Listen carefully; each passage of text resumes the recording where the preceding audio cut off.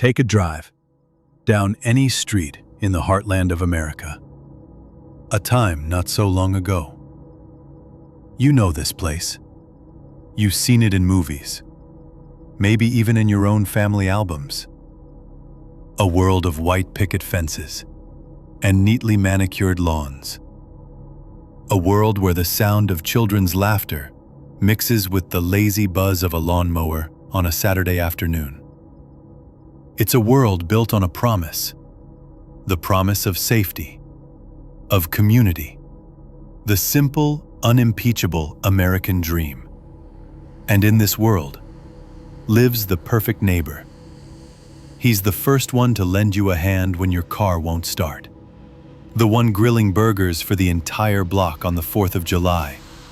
A beer in his hand and a genuine smile on his face. His name is Dave. Or maybe Jim. Or maybe Robert.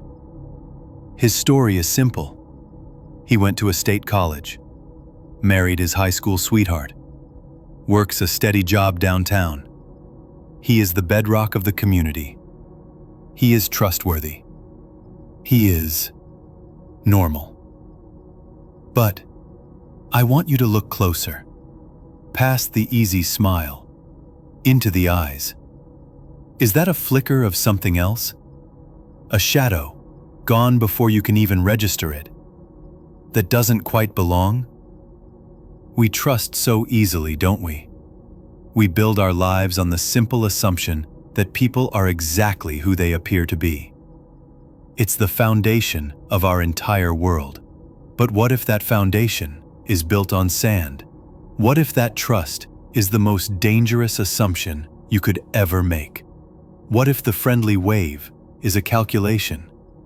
What if the stories he tells you about his childhood were memorized from a file? What if the man you invite into your home, the man your children call uncle, isn't just living a lie?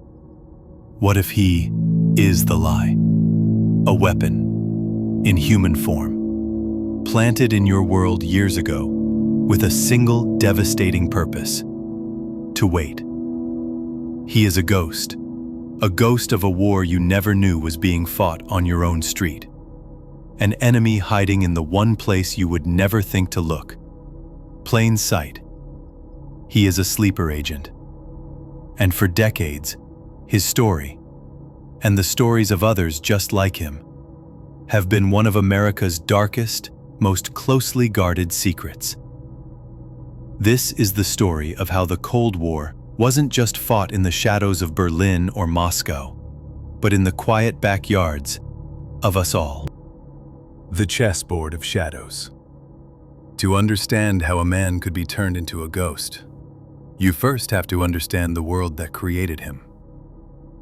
The Cold War wasn't a war of battlefields, it was a war of nerves. A silent, global standoff between two titans, two ideologies, each believing the other was a cancer that had to be eradicated. For decades, the entire planet lived with a finger hovering over the button, under the specter of a single terrifying concept: mutually assured destruction. A full-scale war was unthinkable. It was suicide. So the real conflict went underground, into the dark alleys of espionage and psychological warfare. In the gray, imposing headquarters of the KGB in Moscow, a chilling new philosophy began to emerge. It came from its most secretive department, Directorate S. The S stood for Specjalne Operacji, Special Operations. Its masters were not soldiers. They were grandmasters of a human chessboard, and they saw the world in moves and counter-moves, decades in the advance. Their conclusion was as cold as it was logical. If you cannot defeat your enemy on the battlefield, you must rot them from the inside out. You must make them doubt their own society, their own neighbors, their own reality. The goal was not to steal secrets, it was to plant seeds of chaos, to have assets in place to influence policy, to escalate social unrest, to cripple infrastructure, and, in the event of an unavoidable World War III, to lead a fifth column of saboteurs deep behind enemy lines. But to do this, you needed a new kind of soldier. James Bond was a fantasy. A real spy couldn't be a handsome stranger in a tuxedo. A real spy had to be someone you would never, ever suspect. Someone who was more American than the Americans. Someone who could live and breathe the enemy's culture for 20, maybe 30 years. Their loyalty to the motherland buried so deep it was almost a dream, just waiting for a single word to awaken it. They were the ultimate long-term investment. They were the illegals. This was the terrifying logic born from the shadows of the Cold War. A logic that decided it was not only necessary, but righteous. To strip a human being of their soul, to erase their past, and to forge them into the perfect weapon. The only question was, the forging of a ghost. How do you kill a man without stopping his heart? How do you forge a ghost? It begins in a place that doesn't exist, a nameless dacha hidden deep in a forest outside Moscow. An anonymous apartment block in East Berlin. Invisible training facilities known only by a number. Here, the recruit enters a kind of purgatory. The door to their old world closes forever, and the process begins. First comes the demolition. A slow, systematic, psychological surgery. Your name is the first thing to go. It is never to be spoken again. Your history, your childhood, the face of your mother, all of it is designated as a contamination, a weakness that must be scoured from your memory. You are broken down, piece by piece. Your beliefs are challenged. Your emotions are suppressed.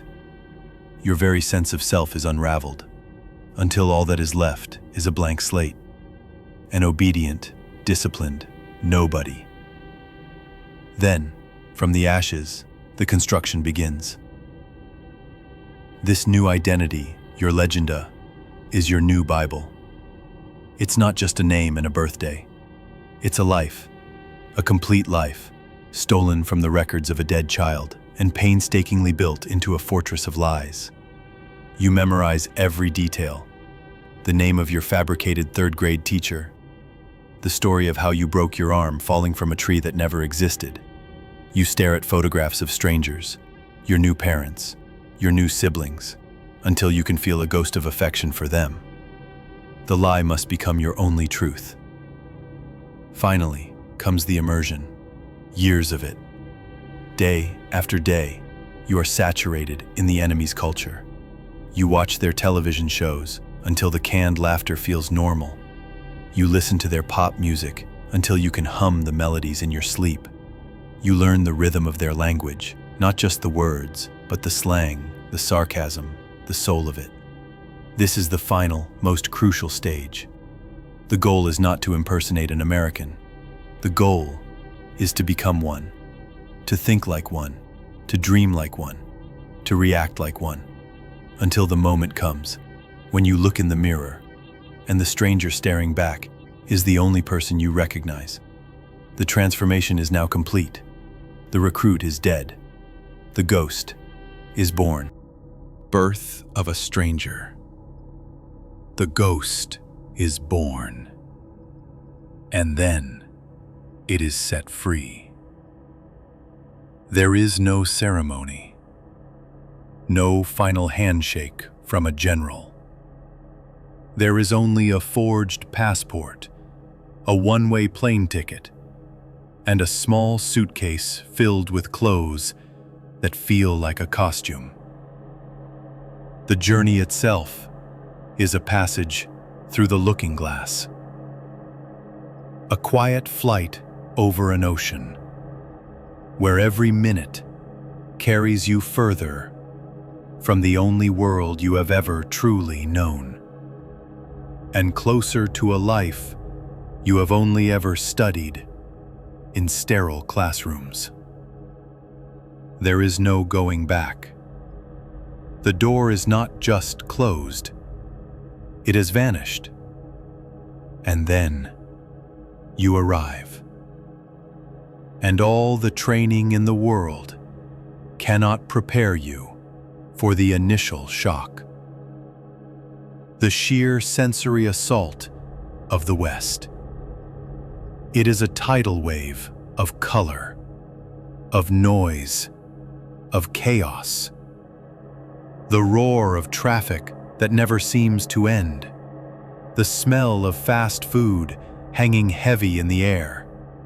The overwhelming brightness of neon signs at night, painting the sky in colors you've only seen in magazines.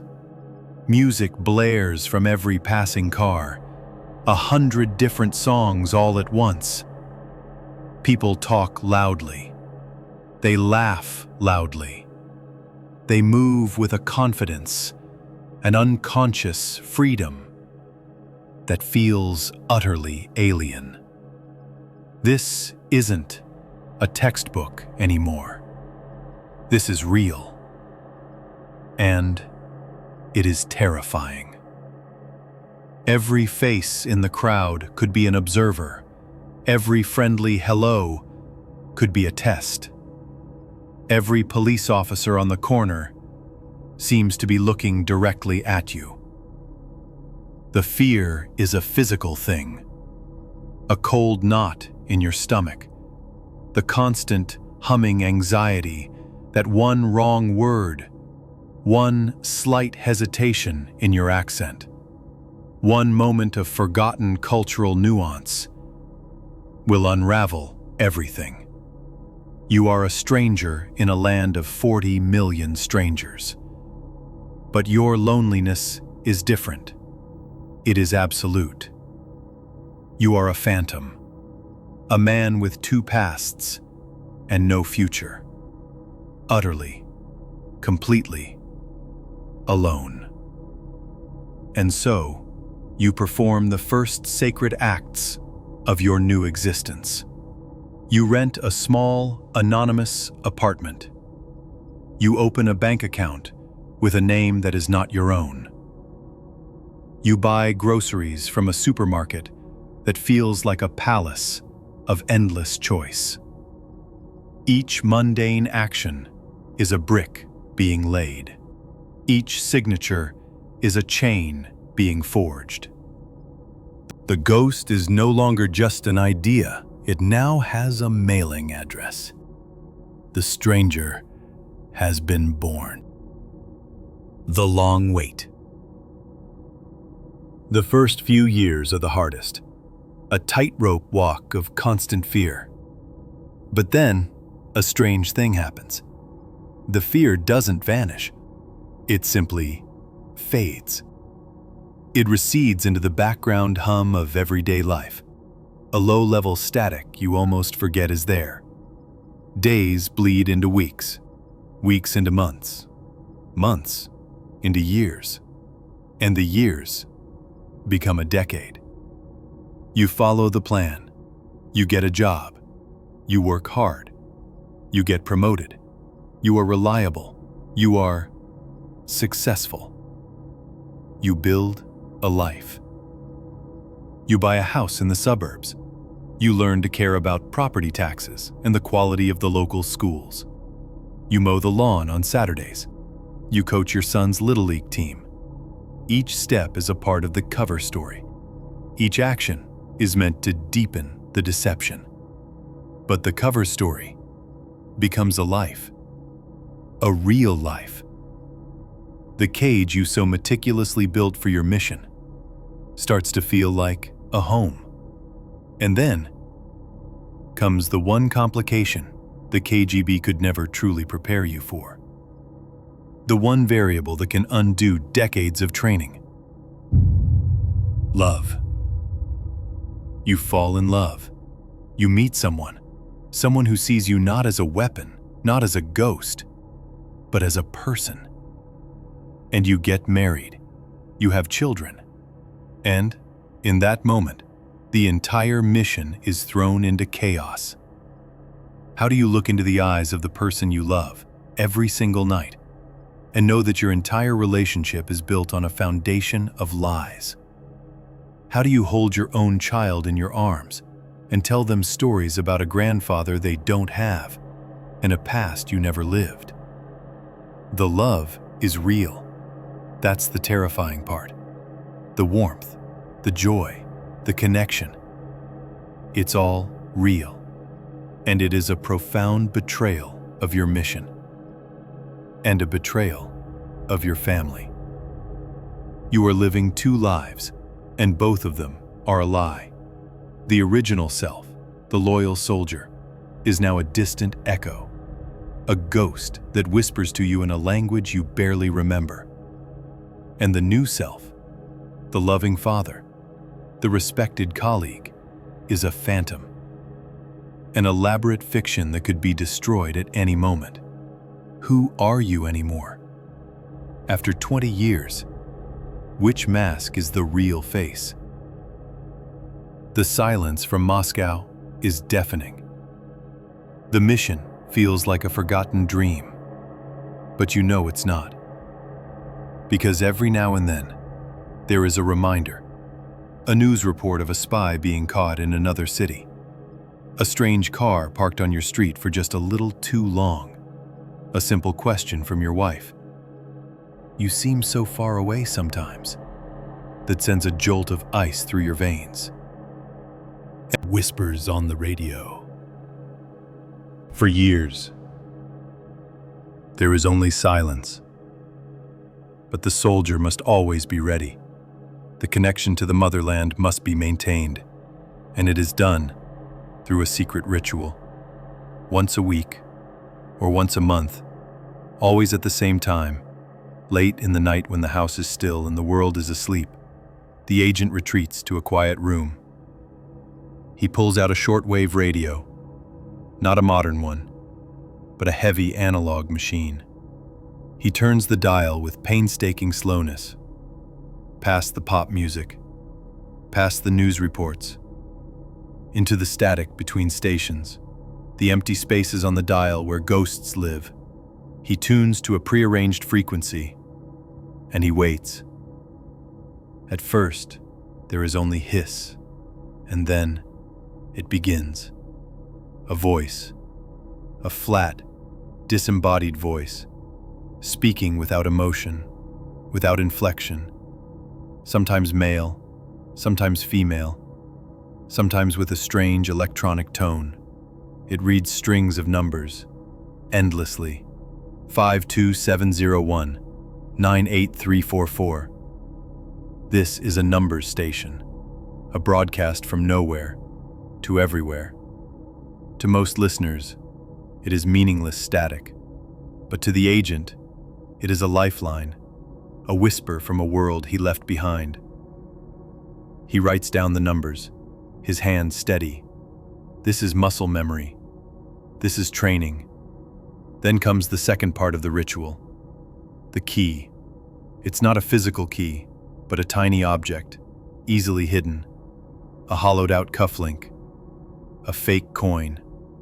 Inside, a minuscule pad of paper. This is the one-time pad, the only truly unbreakable form of cryptography ever invented. A random sequence of numbers, used only once, and then destroyed. With trembling focus, he performs the delicate mathematics. He aligns the broadcasted numbers with the numbers on his pad, and a message begins to emerge from the gibberish. Most of the time, it's nothing. A test signal, a weather report, a simple confirmation that the network is still active. But every time he does it, his heart pounds, because this time, it could be the one, the activation code, the order he has waited a lifetime to receive. Sometimes, communication is physical. A dead drop, a chalk mark on a specific lamppost, seen on the way to work. A package, no bigger than a matchbox, taped to the underside of a park bench. A message left inside a hollowed-out brick in a garden wall. impersonal, precise, terrifyingly high stakes. This ritual, it is more than just communication. It's a psychological anchor. It's the one act that keeps the original soldier alive, reminding him of the oath he took. It pulls him back from the comfortable warmth of his family, from the deceptive reality of his American life, and reminds him of the cold, hard truth of what he is. After it's done, the numbers are decoded. The one-time pad page is burned to ash. The radio is hidden, and the agent goes back to bed, laying down next to his wife. The mask is back in place. Until the next time. The wall falls. The world shatters. It happens on a Tuesday night. Not in a secret briefing, not in a coded message, but on the television during the evening news. There are images from Berlin. Crowds of people cheering. Young men sitting on top of the wall, hammers and chisels in their hands. The concrete is crumbling. The graffiti-scarred monster that has divided the world for a generation is coming down. The news anchor's voice is filled with triumph. The agent's family is celebrating. His wife is crying tears of joy. But the agent feels nothing. Only a cold, spreading numbness. This cannot be real. It is a trick. A sophisticated piece of Western propaganda designed to make them complacent. He waits for the house to fall silent. Then, he goes to the radio. His hands are shaking now. He needs the truth. He needs the numbers. He needs the voice in the static to tell him what to do. He tunes to the frequency, and he waits and waits. But the numbers do not come. He frantically scans other frequencies, the backup channels, the emergency protocols. There is nothing, only static, the sound of an empty line, the sound of a dead empire.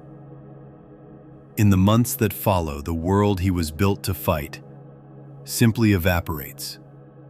The Soviet Union, the mighty, eternal motherland he sacrificed his soul for, collapses on television like a dying star.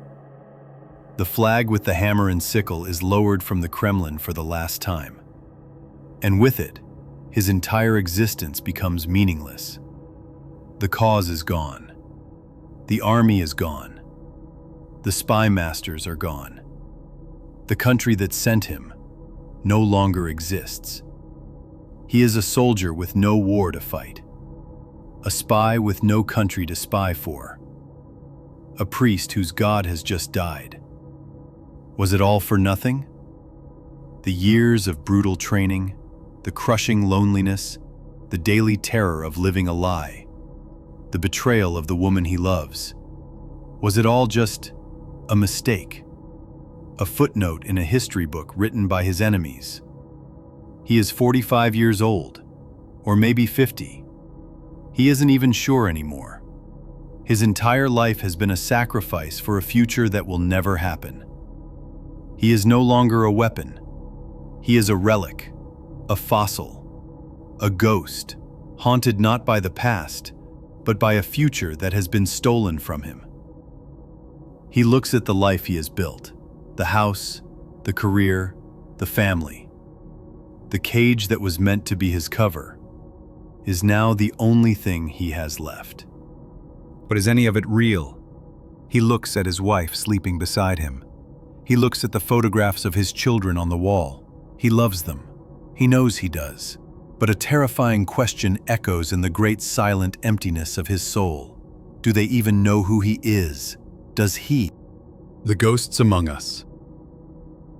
The war is over. But for the agent, a new, colder war has just begun. A war fought in the silence of his own mind. His enemy is no longer the CIA or the FBI. His enemy is the ghost he was trained to be. He is faced with an impossible choice. Does he confess and destroy the only real life he has ever known? Or does he bury the soldier forever and live out the rest of his days as a phantom, a lie? For the dozens of illegals scattered across the West, the end came in different ways. Some were eventually found, their perfectly crafted lives unraveled by a single defector's testimony from the new Russia. They became bizarre public curiosities. Suburban dads and soccer moms revealed to be KGB colonels. Their stories became a strange, final chapter in the history books. Others made a different choice.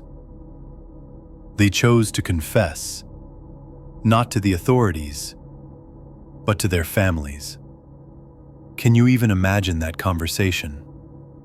Over a kitchen table, after the kids have gone to bed.